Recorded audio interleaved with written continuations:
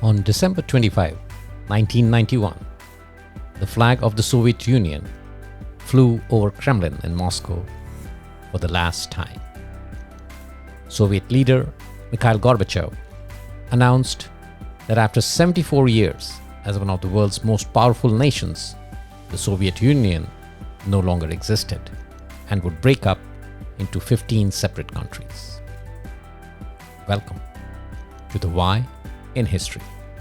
I am Ajay Kaul, and today we are talking about the collapse of the Soviet Union, the factors that led to the collapse, and was there any one person responsible for these?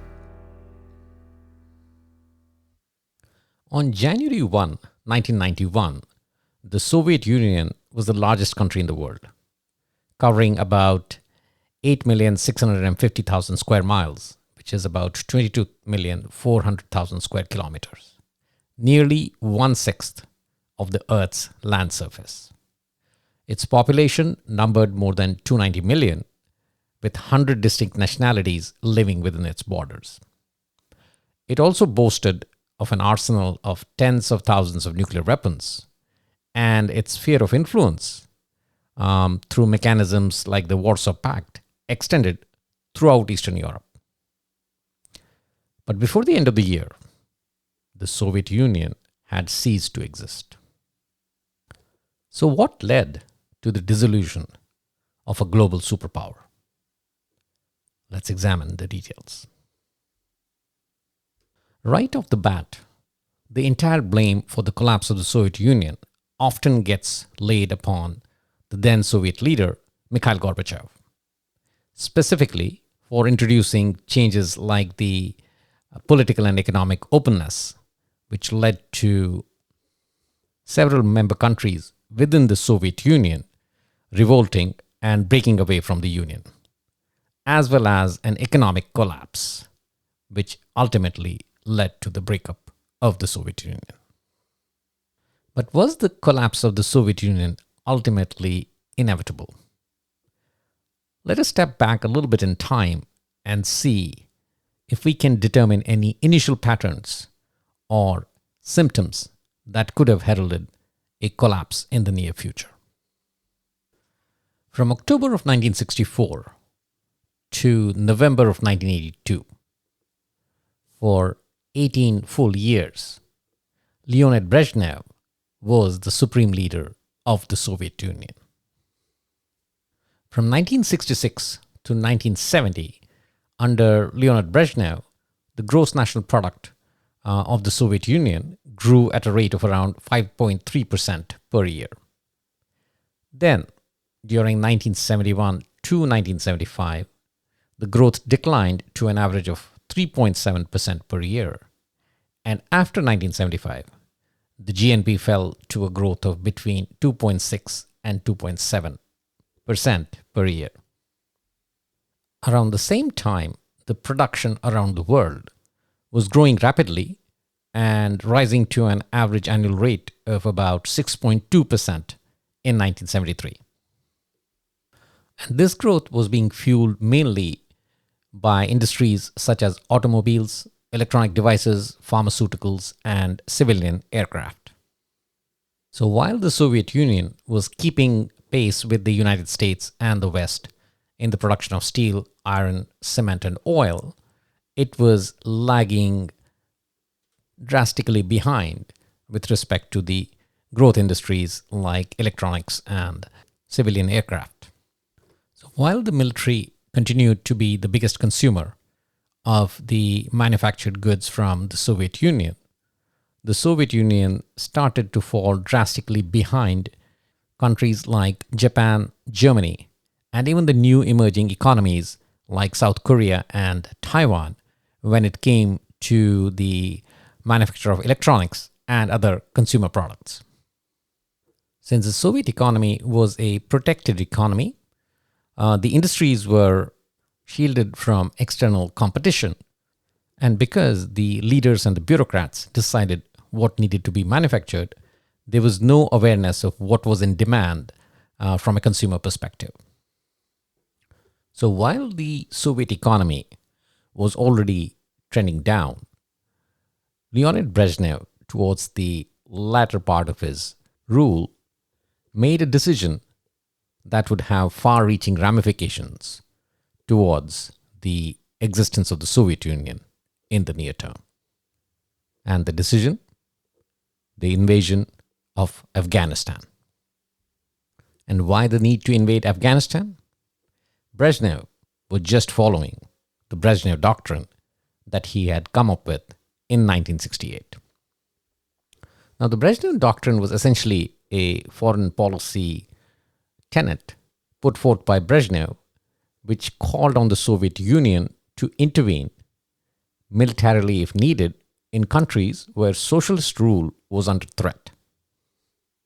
And this was essentially in response to the Prague Spring in Czechoslovakia, which we'll talk about in one of the later episodes.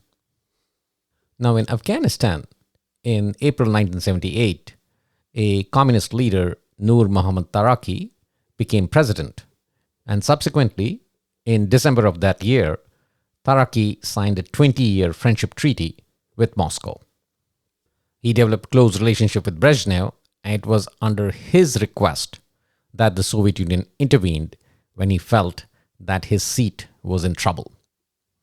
This is discussed in a lot more detail in episode 14 on Afghanistan.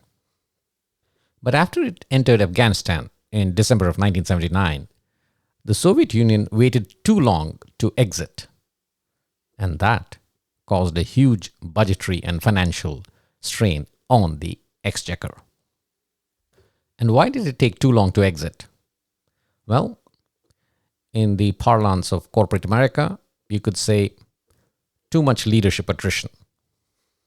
So Brezhnev died in November of 1982, and he was succeeded by Yuri Andropov, who was in power just for 1 year and 89 days before he passed away as well. And Yuri Andropov was succeeded by Konstantin Chernenko, who was in power for just 1 year and 25 days before he passed away as well.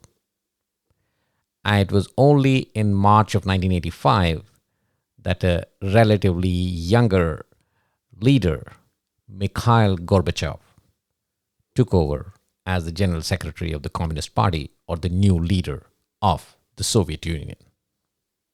So with three leaders rotating within the span of 5 years, there wasn't much time spent on looking closely at the engagement in Afghanistan. And while the cost of war in Afghanistan kept rising, the military budget within the Soviet Union stayed the same.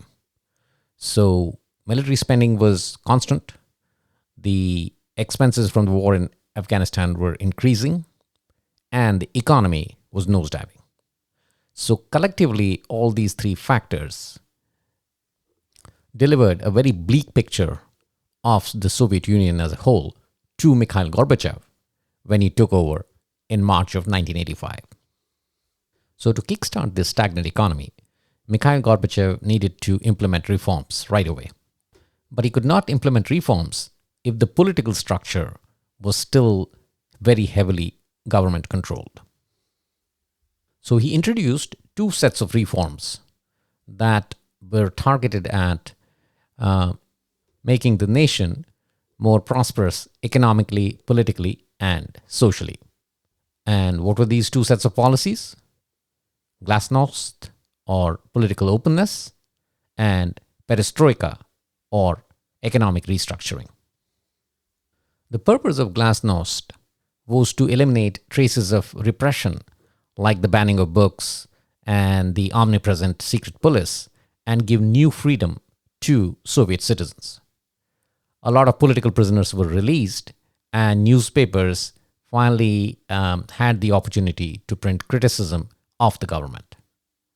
And most importantly, the basic foundation of a democratic setup. Parties other than the Communist Party could participate in elections. Perestroika was focused on economic restructuring, and Gorbachev felt that the best way to revive the Soviet economy was to loosen government's grip on it.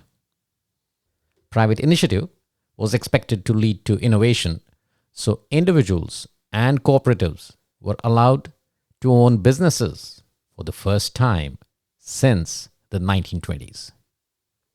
Workers were given the right to strike for better wages and conditions, and Gorbachev also encouraged foreign investment in Soviet enterprises. Foreign investment in Soviet enterprises actually went a step further. When on January the 31st, 1990, McDonald's opened its first restaurant in Moscow. The Golden Arches in Pushkin Square saw customers lining up around the block for their first taste of a Big Mac.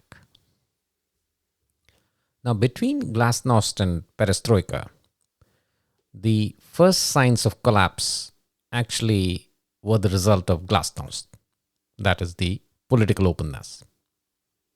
The fundamental problem with Glasnost was that Gorbachev was opening up to criticism on a regime that had been brutal for decades. Criticism was a very small step. People were ready to revolt, and the first signs came in from Poland. The revolution of 1989 in Poland happened where the non-communist trade unionists in the Solidarity movement bargained with the communist government for freer elections, and they ended up enjoying success. This in turn sparked peaceful revolutions across Eastern Europe. The Berlin Wall fell in November, and the same month, the Velvet Revolution in Czechoslovakia overthrew Czechoslovakia's communist government. Now, these were just the satellite states, kind of like the member states of the Warsaw Pact countries.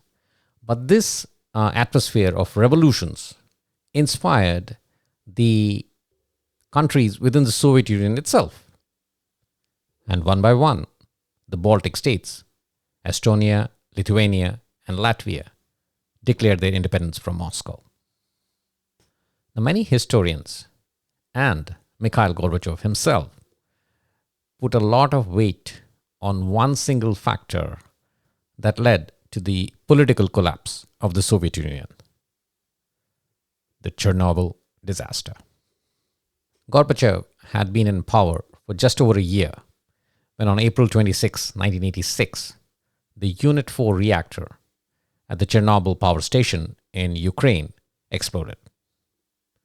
The explosion and the subsequent fires released more than 400 times the amount of radioactivity as the atomic bomb that had dropped on Hiroshima. The policy of Glasnost had been in effect already, but unfortunately, members of the Communist Party did what they were used to doing in the past. They suppressed information. Information related to the severity of the disaster, going so far as to order that May Day parades and celebrations in the affected area proceed as planned. You heard it right. Proceed with May Day celebrations and parades as planned, despite the known risk of radiation exposure. The radiation leak was brought under control by May the 4th, but Gorbachev did not issue an official statement until May 14, 18 days after the disaster. And even that statement essentially said the incident was a misfortune and downplayed the Western media coverage as highly immoral and full of malicious lies. This was a huge credibility hit on Gorbachev, as well as the policy of Glasnost itself. And decades later, Gorbachev, while marking the anniversary of the Chernobyl disaster, stated that even more than my launch of Perestroika, Chernobyl was perhaps the real cause of the collapse of the Soviet Union 5 years later.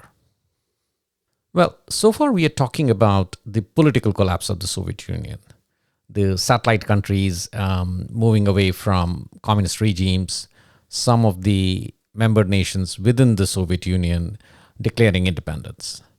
But what about the economic collapse? Was perestroika responsible for the economic collapse? As we noted earlier, the economy had already started nosediving during Brezhnev's regime. And perestroika was intended to open up the economy to private investment, so it should have only helped shore up the economy. Then why did it still collapse? Just one word: oil.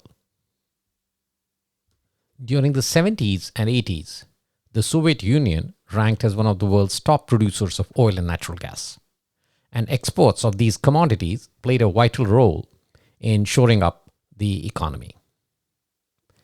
But oil plunged from $120 a barrel in 1980 to a mere $24 a barrel in March of 1986.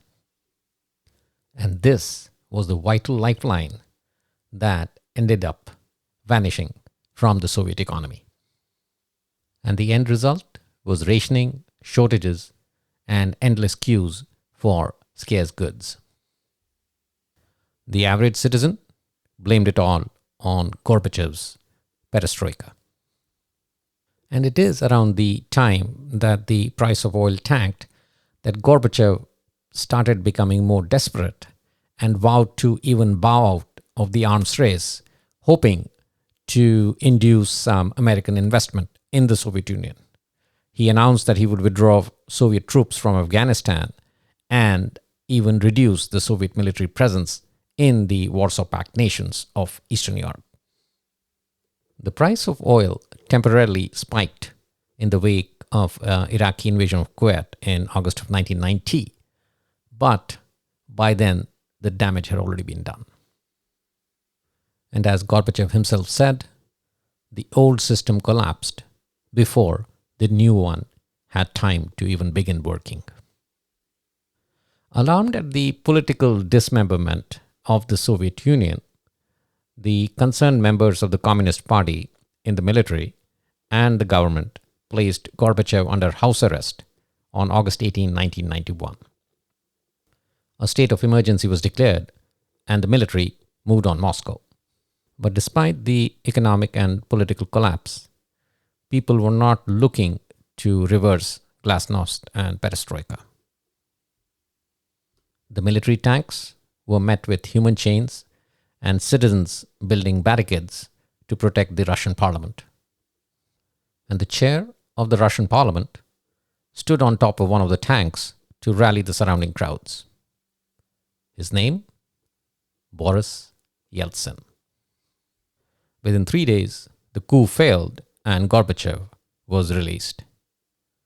Many, though, believe that the coup was actually engineered by Gorbachev to gain public sympathy and be looked upon as the lesser of the two evils between a communist Soviet Union and a new independent Russia.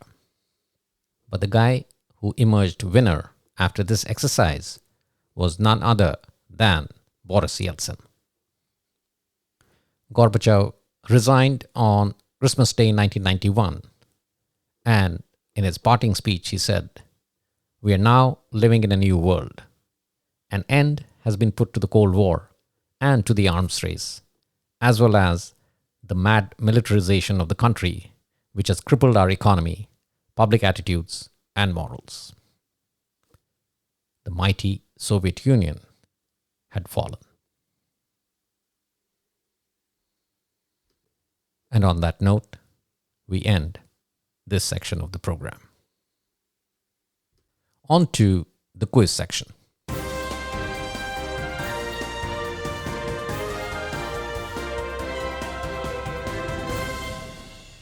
Question from the previous episode.